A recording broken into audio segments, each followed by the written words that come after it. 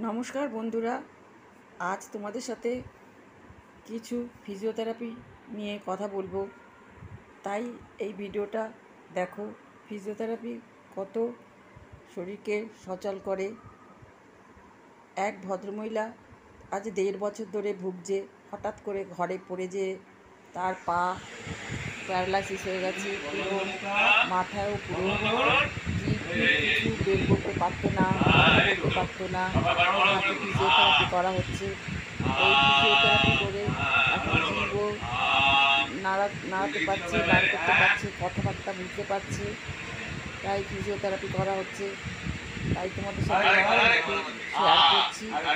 এই ফিজিওথেরাপি এই একটা টর্চের মতো মেশিন দিয়ে এইগুলো এই যে এখন ফেসে করানো হচ্ছে। এই টর্চের মতন মেশিনটা দিয়ে এই ওনাকে ম্যাসেজ করানো হচ্ছে।